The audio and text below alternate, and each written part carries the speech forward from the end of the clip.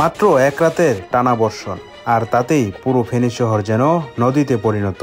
ভারী বৃষ্টির সঙ্গে সঙ্গে ভারতের এলাকা থেকে নেমে আসা পানির ঢল ডুবিয়ে দিল ফেনী জেলার পরশুরাম, ফুলগাজী ও শহরের বড় অংশ। বুধবার রাত থেকে টানা বর্ষণ চলতে থাকে। মোহরী ও শিলোনিয়া নদীর পানি বিপদসীমার অনেক উপরে। পানি উন্নয়ন বোর্ড বলছে, মোহরী নদীর পানি এখন বিপদসীমার 137 সেন্টিমিটার উপরে। একের পর এক বাঁধ ভেঙে যায়, বন্যার পানি ঢুকে পড়ে গ্রাম আর শহরের অলিতে গলিতে। দোকানঘর, বসতবাড়ি সব তলিয়ে গেছে কোমর সমান পানির নিচে। বেশ কয়েকটি স্কুল, দোকান, ব্যবসা প্রতিষ্ঠান বন্ধ হয়ে গেছে। জরুরি রিলিফ পৌঁছানো কঠিন হয়ে পড়েছে অনেক এলাকায়। সবচেয়ে খারাপ অবস্থা ফেনী সদর ও ফুলগাজী এলাকায়। এই বন্যার পেছনে বড় কারণ ভারতের ত্রিপুরা সীমান্ত ঘেঁষা এলাকায় টানা বৃষ্টিপাত। সেই পানি বাংলাদেশের নদীগুলোই নেমে এসে ভেঙে দেয় বাঁধ, প্রবাহিত হয় শহরের দিকে। পানিতে ডুবে আছে বহু রাস্তা, বিদ্যুৎ সংযোগও অনেক এলাকায় বিচ্ছিন্ন।